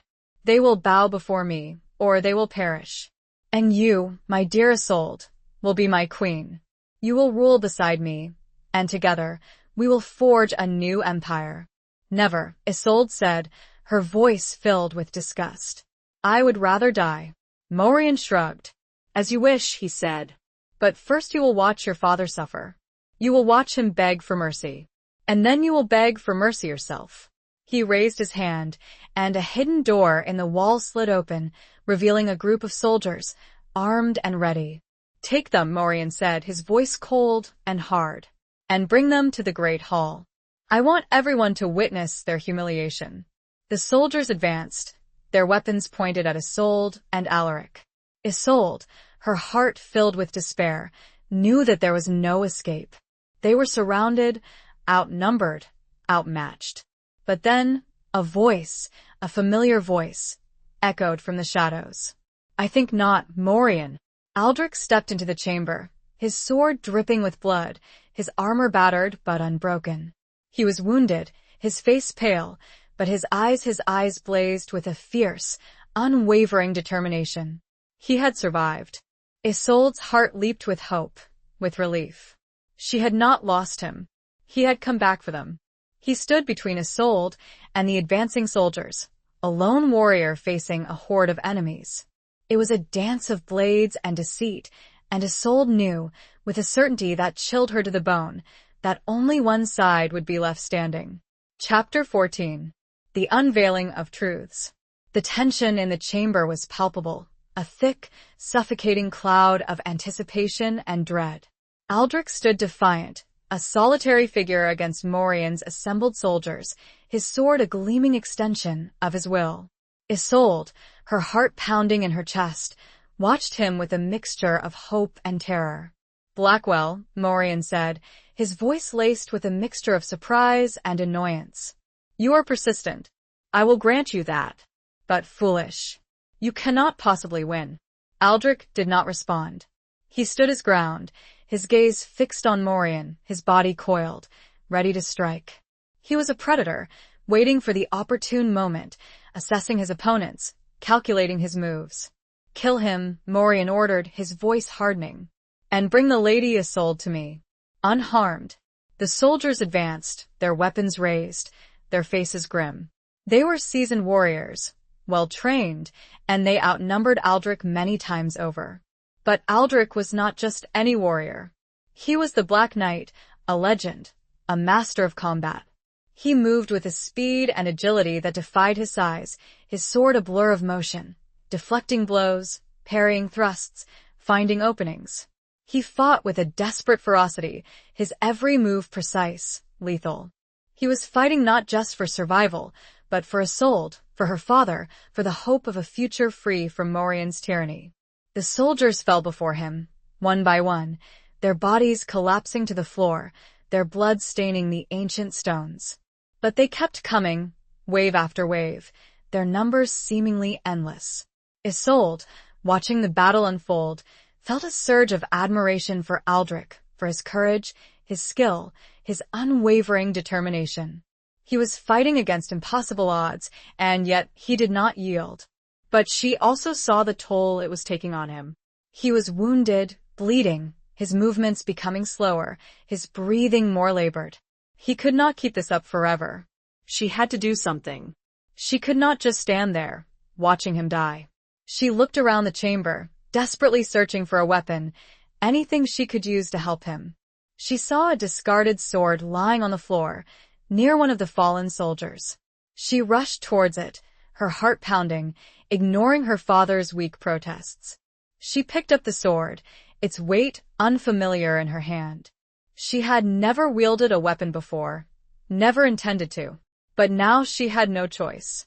She charged towards the fray, her sword raised, her voice screaming a battle cry that was both desperate and defiant. She attacked the soldiers, her movements clumsy, untrained, but filled with a fierce determination. She managed to strike one of the soldiers, her blade finding its mark, drawing blood. But she was quickly overwhelmed, disarmed, and thrown to the ground. Morian laughed, a cruel, mocking sound. "Pathetic," he said. "You are no warrior, my dear. You are a dove. And doves do not belong in the company of lions. Or serpents." He approached her, his hand reaching out to grab her. But Aldrich, seeing her in danger, roared with fury, breaking through the remaining soldiers, his sword a whirlwind of destruction. He reached Morian, his blade pointed at the lord's throat. "Touch her," Aldrich said, his voice a low growl, "and you die." Morian froze, his eyes wide with fear. He had underestimated the Black Knight, underestimated his attachment to Isolde. "You would not dare," Morian stammered. "I am a lord." You cannot. "I am bound by no lord," Aldrich said, his voice cold and hard. "I am bound only by my own code. And you have violated that code." He pressed the blade closer to Morian's throat, drawing a thin line of blood. Morian flinched, his face pale, his body trembling. "Please," Morian begged, his voice cracking. "Spare me. I will give you anything." Gold, land, power. Aldrich hesitated. He could kill him. He could end this here and now. But something held him back. "I do not want your gold," Morian, Aldrich said. "I want the truth." "The truth?" Morian said, his voice confused. "What truth?" "The truth about my past," Aldrich said. "The truth about the woman I loved. The truth about why she died." Morian's eyes widened. He understood. He knew the secret that Aldrich had carried for so long, the burden that had haunted him, the reason for his darkness. She was a traitor," Morian said, his voice hesitant. She betrayed your lord. She deserved to die." Aldrich's grip tightened on his sword. "Liar," he said, his voice filled with rage. "She was innocent. You framed her. You killed her." Morian's facade of bravado crumbled. He saw the truth in Aldrich's eyes, the pain, the grief, the unwavering determination to avenge her death. "Yes," Morian admitted, his voice barely a whisper. I did. She refused my advances. She loved you, and I could not have that." And the final piece of the puzzle, Aldrich's reason for his darkness, had come. It was a bitter truth, a heavy secret unveiled. And the consequences of it would be dire. Chapter 15. Where Loyalty Lies. The revelation hung in the air, a poisonous cloud of betrayal and deceit. Aldrich's grip tightened on his sword, his knuckles white, his body trembling with rage. He had carried the burden of his lost love's supposed treachery for years, the guilt and the pain eating away at his soul. Now, the truth was out, and it was even more vile than he had imagined. "You monster," Aldrich said, his voice a low growl, choked with emotion. "You killed her. You destroyed my life." Morian cowered before him, his face pale, his eyes filled with terror. He had thought himself untouchable, protected by his power, his wealth, his cunning. But now, he was facing the wrath of the Black Knight, a man driven by vengeance, a man with nothing left to lose. I did what I had to do," Morian stammered, his voice cracking. She would not yield. She defied me." "She was loyal," Aldrich said, his voice filled with a profound sadness. "Loyal to me. Loyal to her vows. And you punished her for it." He raised his sword, his arm trembling, ready to strike the killing blow. He had waited years for this moment, for the chance to avenge his beloved, to punish the man who had taken her from him. But then, a voice, a weak, familiar voice, stopped him. "Aldrich, no." It was Lord Alaric, struggling to stand, his hand reaching out towards Aldrich. "Do not become like him," Alaric said, his voice hoarse. "Do not let vengeance consume you." Aldrich hesitated, his sword hovering in the air. He looked at Alaric, at his wounded, weary face, at the wisdom in his eyes. He saw the pain, the suffering, but also the strength, the resilience, the unwavering sense of justice. He looked at Isolde, her face streaked with tears, her eyes filled with a mixture of fear and hope. He saw her vulnerability, her courage, her unwavering loyalty. He realized that Alaric was right. He could not become like Morian. He could not let vengeance consume him, turn him into the monster he had always fought against. He lowered his sword, his arms shaking, his body exhausted. "You are not worth it," he said to Morian, his voice filled with disgust. "You will face justice, but not by my hand." He turned to Alaric, his expression softening. "My lord," he said, his voice respectful, "we must leave this place." Alaric nodded, his strength returning, fueled by a newfound hope. "Yes," he said, "we must return to Evermere. We must rally our people. We must fight for our freedom." Aldrich helped Alaric to his feet, supporting his weight. They turned to leave, but then Morian, seeing his chance, lunged forward, grabbing a discarded dagger from the floor. "You will not escape me!"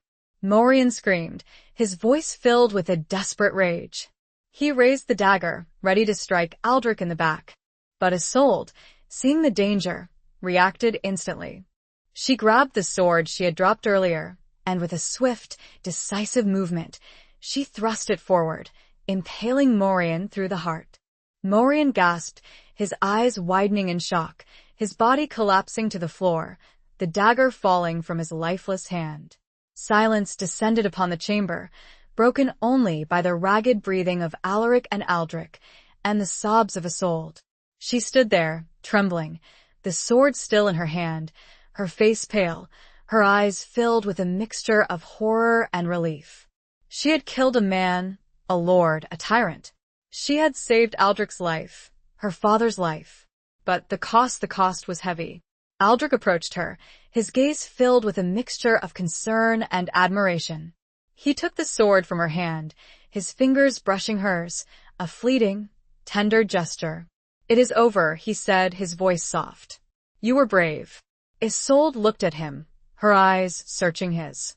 She saw the pain, the grief, the love in his gaze. She saw the man beneath the mask of the Black Knight, the man who had suffered, who had lost, who had found redemption.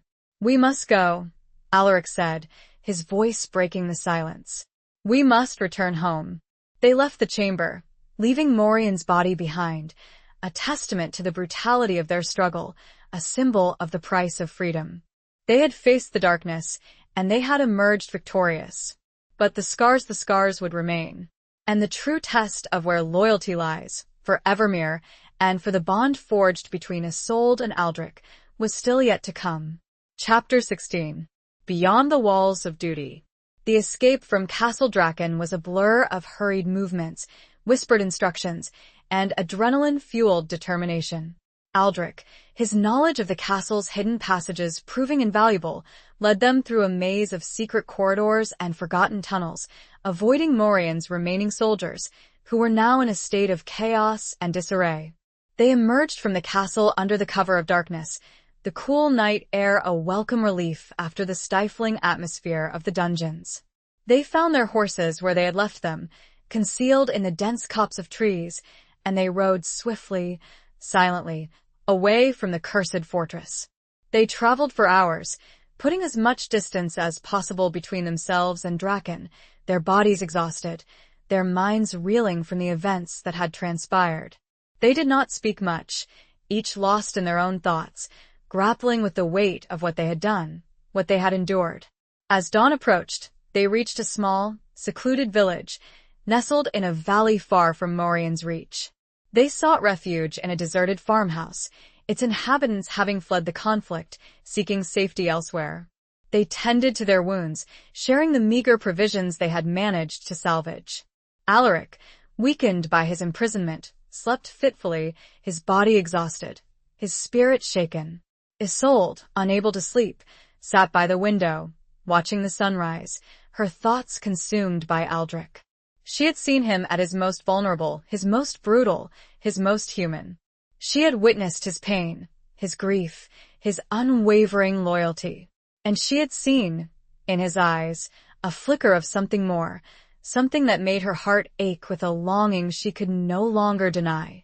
Aldrich joined her at the window, his presence a silent comfort. He stood beside her, not touching, but close enough for her to feel the warmth of his body, to sense the steady rhythm of his breathing.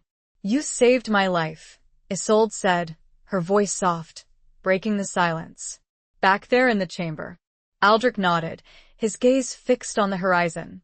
"You saved mine," he said, his voice equally soft. "You were brave. Braver than you know." "I was terrified," Isolde admitted. "I had never killed anyone before." "It is not something you ever get used to," Aldrich said, his voice filled with a profound sadness. "But sometimes it is necessary." He turned to her, his gray eyes holding hers. He saw the pain, the guilt, the strength in her gaze. He saw the woman she had become, a woman forged in the crucible of conflict, a woman who had faced her fears and emerged victorious. "You are not just a lady anymore," Aldrich said, his voice a low whisper. "You are a warrior." Isolde met his gaze, her heart filled with a mixture of pride and something else, something she could no longer deny. She was drawn to him, to his strength, his vulnerability, his love. "And you," Isolde said, her voice trembling. "You are not just a knight. You are my champion." He reached out, his hand touching her cheek, a fleeting, tender gesture that spoke volumes. It was a moment of intimacy, a connection that transcended words, a bond forged in the fires of adversity. "Isolde," he said, his voice rough with emotion. He hesitated, his words caught in his throat. He wanted to tell her how he felt, to confess the love that had grown within him, a love that had blossomed in the darkness, a love that had given him the strength to fight, to survive. But he could not. He was bound by duty, by honor, by the memory of the woman he had lost. He was the Black Knight, a warrior, a mercenary, not a man who could offer her the life she deserved, the life of a lady, of a queen. "I must protect you," he said finally, his voice filled with regret. "I must see you safe back to Evermere." Isolde understood. She saw the conflict in his eyes, the battle between his heart and his duty. She knew that he cared for her, deeply, but she also knew that he was not free to express it, to act upon it. "And then?" Isolde asked, her voice soft, her eyes searching his. He looked away, his gaze fixed on the distant mountains. "Then I must leave," he said, his voice barely a whisper. "My task will be done." Isolde's heart ached with a sense of loss, of disappointment. She had hoped, for a fleeting moment, that there might be a future for them, a future beyond the walls of duty, beyond the shadows of the past. But she knew that it was not to be. At least, not yet. She nodded, her eyes filled with tears. "I understand," she said, her voice trembling. They stood there for a long moment, in silence, their hearts connected, their futures uncertain. They had shared a journey, a struggle, a bond that would forever link them. But their paths were diverging. He stepped back and bowed his head. He would go. But not yet. Chapter 17. A flame rekindled. The journey back to Evermere was somber and reflective. Alaric, though weakened, rode with a renewed determination, his spirit buoyed by his freedom and the prospect of reclaiming his rightful place. Isolde rode beside him, her thoughts a whirlwind of emotions, her heart heavy with the unspoken words, the unfulfilled desires that lingered between her and Aldrich. Aldrich rode a short distance behind, his gaze constantly scanning the horizon, his senses alert for any sign of danger. He was the protector, the guardian, his duty to ensure their safe return. But his heart ached with a longing he could no longer suppress, a love he could no longer deny. He watched Isolde, her profile etched against the sky, her strength and resilience a constant source of admiration. He had seen her transform from a sheltered lady into a warrior, a leader, a woman who had faced her fears and emerged victorious. He had fallen in love with her courage, her compassion, her unwavering loyalty. But he knew that he could not have her. He was the Black Knight, a man of shadows, a man of violence, a man haunted by the past. He was not worthy of her, of her love, of her light. He had made a vow, years ago, after the death of the woman he had loved. He had vowed to never love again, to never risk the pain of loss, to dedicate his life to duty, to honor, to the pursuit of justice. But Isolde, she had broken through his defenses, shattered his walls, rekindled a flame he had thought long extinguished. She had shown him that love was not a weakness, but a strength, a source of hope, a reason to fight, to live. He knew that he had to make a choice. He could continue to live in the shadows, bound by his past, his duty, his self-imposed exile. Or he could embrace the love that had blossomed in his heart, risk the pain, the vulnerability, and fight for a future with Isolde. As they neared Evermere, the castle looming large against the horizon, Aldrich made his decision. He could not leave her. He could not walk away from the love that had changed him, transformed him, given him a reason to hope. He spurred his horse forward, catching up to Isolde and Alaric. "My lord," Aldrich said, his voice firm, his gaze fixed on Alaric. "I have a request." Alaric looked at him, his eyebrows raised in surprise. "What is it, Sir Knight?" he asked. "I wish to remain at Evermere," Aldrich said, his voice hesitant, his heart pounding in his chest. "I wish to serve you and Lady Isolde. Not as a mercenary, but as a knight of your court." Alaric and Isolde exchanged a surprised glance. This was unexpected, unprecedented. The Black Knight, a man of no allegiance, a man of shadows, asking to pledge his loyalty to a lord, to a lady? "Why?" Alaric asked, his voice filled with curiosity. Why this sudden change of heart? Aldrich looked at Isolde, his gray eyes holding hers. He saw the hope, the longing, the love in her gaze. He knew that he could not lie, not to her, not to himself. "Because I love her," Aldrich said, his voice raw with emotion. "I love your daughter, and I will do anything to protect her, to be with her." Silence descended upon them, broken only by the thud of their horses' hooves, the wind whistling through the trees. Alaric studied Aldrich, his gaze assessing, his mind weighing the implications of this unexpected declaration. He saw the truth in Aldrich's eyes, the sincerity, the unwavering devotion. He saw the love that had blossomed between his daughter and the Black Knight, a love that had been forged in the crucible of conflict, a love that had transcended duty, honor, and the shadows of the past. He smiled a slow, knowing smile. "Welcome home, Sir Aldrich," Alaric said, his voice filled with warmth and acceptance. "Welcome to Evermere." Isolde's breath caught. Aldrich had not left, and the flame she thought extinguished began to burn again. Chapter 18.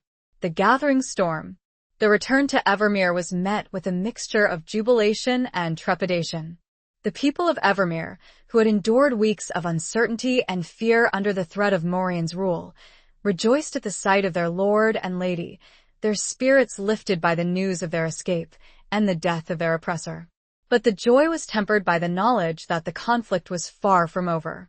Morian might be dead, but his allies, his loyalists, still remained, scattered throughout the land, plotting their revenge, waiting for an opportunity to strike. Alaric, though weakened by his imprisonment, immediately set about rallying his forces, preparing for the inevitable confrontation. He sent messengers to his loyal bannermen, calling them to arms, summoning them to Evermere to defend their lands, their freedom, their way of life. Aldrich, now officially a knight of Evermere, took charge of the castle's defenses, overseeing the training of the soldiers, the strengthening of the walls, the preparation of the weapons. He was in his element, a warrior, a leader, his skills and experience proving invaluable. Isolde, no longer just a lady, but a warrior in her own right, played an active role in the preparations. She worked alongside the women of the castle, tending to the wounded, organizing supplies, bolstering the morale of the people. She was a symbol of hope, of resilience, a leader who inspired confidence and loyalty. But amidst the preparations for war, a different kind of storm was brewing, a storm of emotions, of unspoken desires, of a love that had blossomed in the darkness and now yearned for the light. Aldrich and Isolde, their paths now intertwined, found themselves drawn to each other, their connection deepening with each passing day. They shared stolen glances across the courtyard, brief touches as they passed in the corridors, whispered words in the quiet moments before dawn. But they also knew that they could not fully embrace their love, not yet. The threat of war loomed large, casting a shadow over their future, demanding their attention, their focus, their dedication. One evening, as they stood together on the battlements, watching the sunset, Aldrich turned to Isolde, his gray eyes holding hers. "Isolde," he said, his voice low, filled with emotion. "I know that this is not the time, but I cannot keep it hidden any longer." He reached out, his hand gently cupping her face, his thumb tracing the curve of her cheek. His touch was electric, sending shivers down her spine, igniting a fire within her. "I love you," he said, his voice raw with sincerity. "I love you more than words can say. I have loved you since the moment I saw you standing in that clearing in the Blackwood Forest." Isolde's heart leaped with joy, with relief. She had longed to hear those words, to know that her feelings were reciprocated, that the love she felt for him was not a figment of her imagination, a desperate yearning for connection in a world of chaos. "And I love you, Aldrich," Isolde said, her voice trembling with emotion. "I have loved you since you risked your life to save my father. Since you showed me the man beneath the mask of the Black Knight." He leaned in, his lips brushing hers, a tentative, tender kiss that spoke volumes. It was a kiss of promise, of hope, of a love that had defied the odds, a love that had blossomed in the midst of adversity. But the kiss was interrupted by the sound of a horn, a long, mournful blast that echoed through the castle. The alarm. The enemy was approaching. They broke apart, their moment of intimacy shattered by the harsh reality of their situation. They were warriors, leaders, and their duty called. "We must go," Aldrich said, his voice filled with regret. "The battle is upon us." Isolde nodded, her heart pounding in her chest. She was afraid, but she was also ready. She had faced death before, and she would face it again, alongside the man she loved, fighting for the future they both yearned for.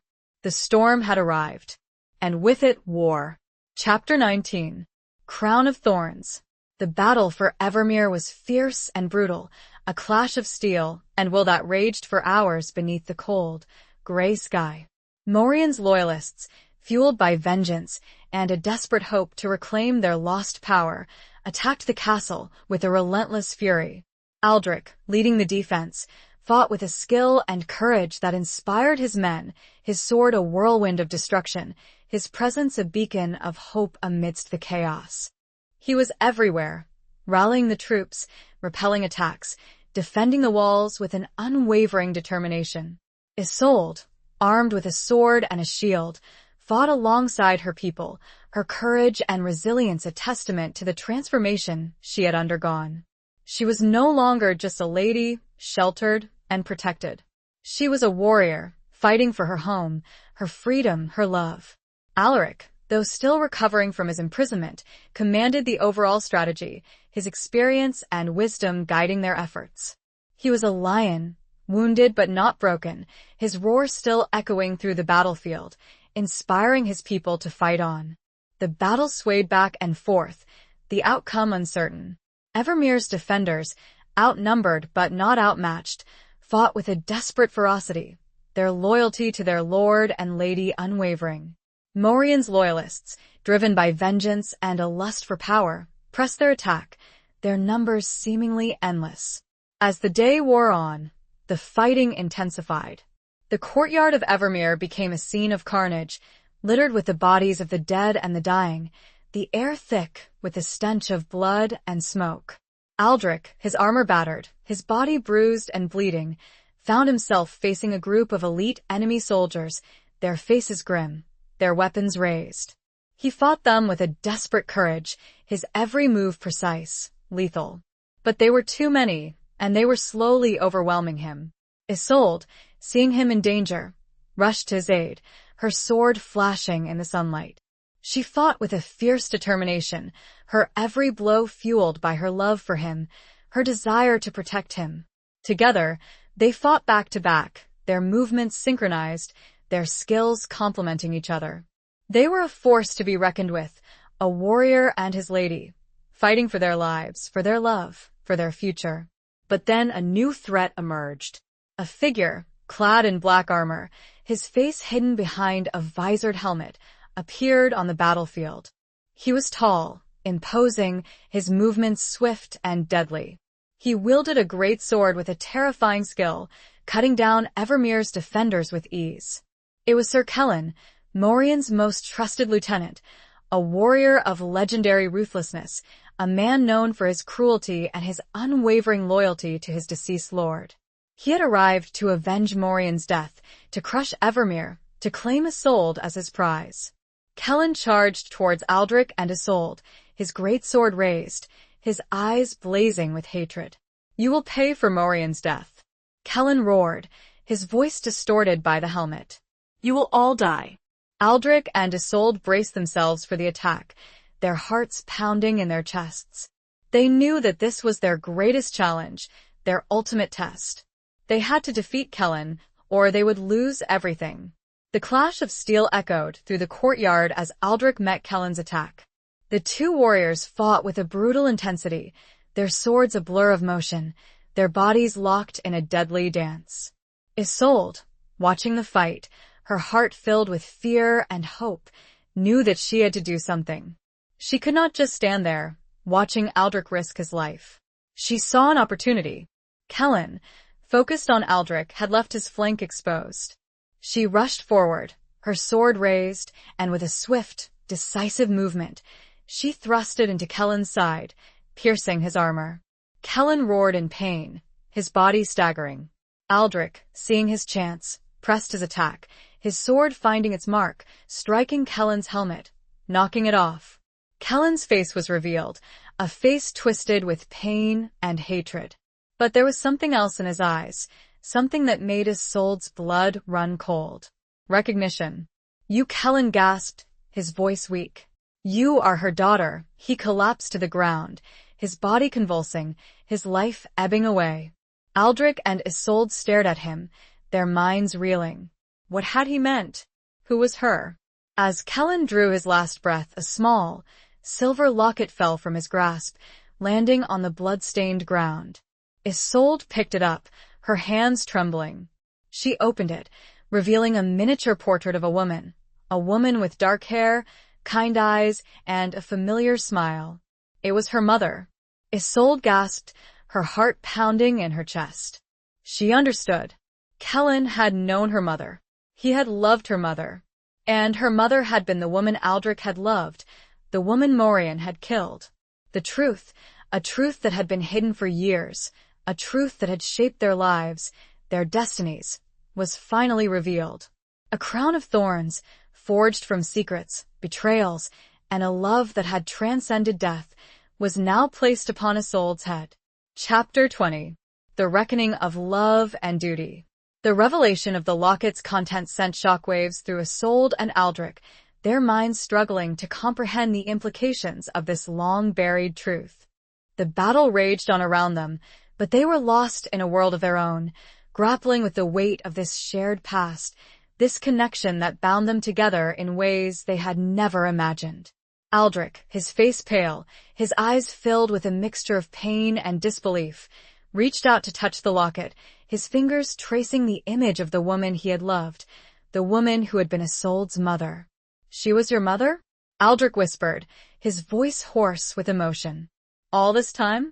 Isolde nodded, tears streaming down her face, her heart aching with a grief she had never fully understood, a grief that was now intertwined with Aldrich's own pain. "Yes," Isolde said, her voice trembling. "And Kellen, he loved her. He must have been the one who gave her the locket." Aldrich closed his eyes, his body shaking with the force of his emotions. He had spent years believing that the woman he loved had betrayed him, had betrayed their lord. He had carried the burden of that supposed betrayal, the guilt, the anger, the loss. Now he knew the truth. She had been innocent, a victim of Morian's cruelty, a pawn in his twisted game. And Kellen, the man he had just killed, had been his rival, a man who had loved the same woman, a man who had carried his own burden of grief and loss. The irony was bitter, the pain overwhelming. I did not know, Aldrich said, his voice barely a whisper. I should have known. Isolde reached out, her hand gently touching his arm. You could not have known, she said, her voice filled with compassion. Morian, he was a master of deceit. He manipulated everyone. The sound of a horn, a triumphant blast, broke through their private world, pulling them back to the reality of the battle. The fighting had subsided, the enemy soldiers routed, their attack broken. Evermere had prevailed. Alaric, his face streaked with sweat and blood, approached them, his eyes filled with relief and pride. We have won, Alaric said, his voice hoarse but triumphant. The battle is over. He looked at Aldrich and Isolde, his gaze taking in their pale faces, their tear-filled eyes, the locket that lay between them. He sensed that something profound had happened, a revelation that had changed them, shaken them to their core. What is it? Alaric asked, his voice filled with concern. What has happened? Isolde and Aldrich exchanged a long, meaningful look. They knew that they had to tell him the truth, the whole truth, no matter how painful, no matter how difficult. Isolde recounted the events, Sir Kellen's last words, Morian's admission, and the contents of the locket. Alaric listened in stunned silence, his mind struggling to process the information. He had known his wife, loved his wife, mourned his wife. But he had never known the full extent of her story, the secrets that had surrounded her death. My poor Alara, Alaric said, his voice filled with a profound sadness. She suffered so much, and I never knew. He looked at Aldrich, his eyes filled with a mixture of understanding and forgiveness. You loved her too, Alaric said, his voice barely a whisper. And you lost her because of Morian. Aldrich nodded, his head bowed, his body heavy with the weight of his grief, his guilt, his regret. I am sorry, Aldrich said, his voice choked with emotion. For everything. Alaric placed a hand on Aldrich's shoulder, a gesture of compassion, of understanding, of acceptance. There is nothing to forgive, Alaric said, his voice firm.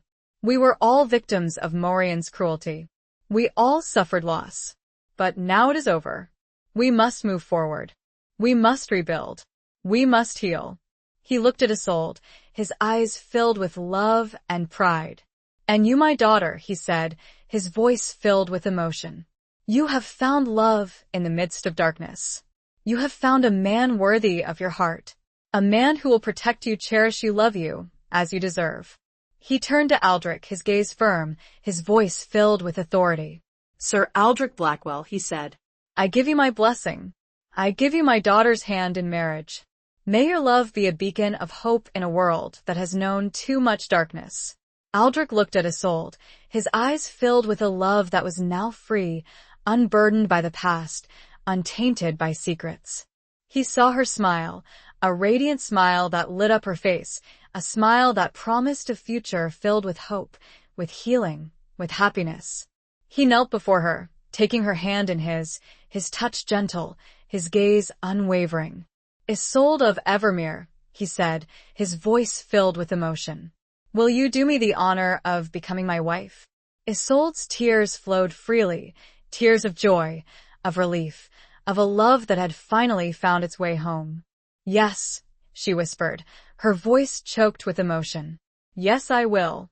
Their love, a love forged in fire and ash, a love that had overcome betrayal and loss, a love that had transcended duty and honor, had finally found its reckoning. And as they embraced, surrounded by the cheers of their people, the echoes of the battle fading into the distance, they knew that their journey had just begun. Epilogue. The years that followed the Battle of Evermere were a time of healing, rebuilding, and renewal. The scars of the conflict remained, etched upon the land and upon the hearts of the people, but the spirit of Evermere, like a phoenix rising from the ashes, soared anew. Alaric, his strength gradually returning, ruled wisely and justly, his reign marked by peace and prosperity.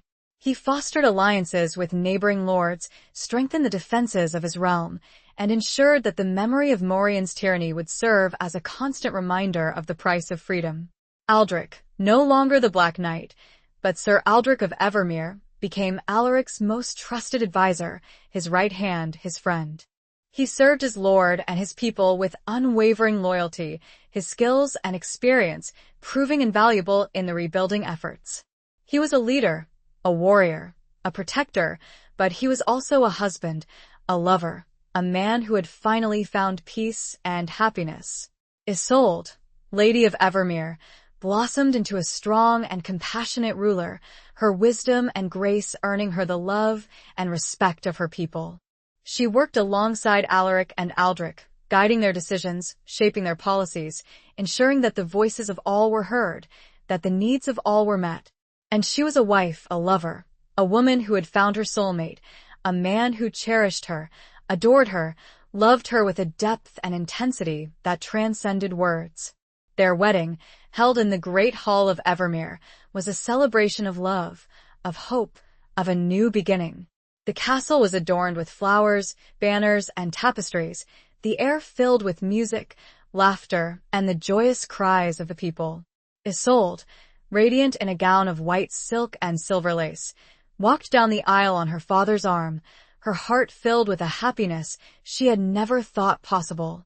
Aldrich, standing at the altar, his eyes fixed on her, his heart overflowing with love, watched her approach, his breath catching in his throat. They exchanged their vows, their voices firm, their eyes locked, their hearts united. They pledged their love, their loyalty, their lives to each other, before their lord, their people, and the gods they served. And as they kissed, a long, passionate kiss that sealed their union, the cheers of the assembled guests echoed through the hall, a testament to the power of love, the triumph of hope, the resilience of the human spirit. In the years that followed, Isolde and Aldrich were blessed with children, a son and a daughter, who inherited their parents' strength, courage, and compassion. They raised them with love, with kindness, with a deep understanding of the importance of duty, honor, and the enduring power of love. They often walked together in the gardens of Evermere, hand in hand, their love a constant presence, a beacon of hope in a world that had known too much darkness. They would speak of the past, of the battles they had fought, of the losses they had endured, of the love that had brought them together. And they would remember Alara, Isolde's mother, the woman who had brought them together, the woman whose love had transcended death, the woman whose memory lived on in their hearts. One evening, as they stood on the battlements, watching the sunset, Aldrich turned to Isolde, his gray eyes filled with a love that had only deepened with time. "I never thought I would find happiness again," Aldrich said, his voice soft, his hand gently caressing her cheek. "After she died, I thought my heart would be forever closed." Isolde leaned into his touch, her heart filled with a love that was boundless, eternal. "And I never thought I would find a love like this," Isolde said, her voice trembling with emotion. "A love that would heal me, make me whole, make me believe in the impossible." He kissed her a long, tender kiss that spoke of a love that had endured, a love that had triumphed, a love that would last forever. And as the stars emerged, twinkling in the darkening sky, they knew that their journey, a journey forged in fire and ash, a journey of love and duty, had reached its end. But their story, a story of courage, compassion, and the enduring power of the human spirit, would live on, a legend whispered through the halls of Evermere, a testament to the triumph of hope over despair, of love over loss, of light over darkness. Their lives, a tapestry woven with threads of sorrow and joy, of pain and healing, of duty and love, was complete.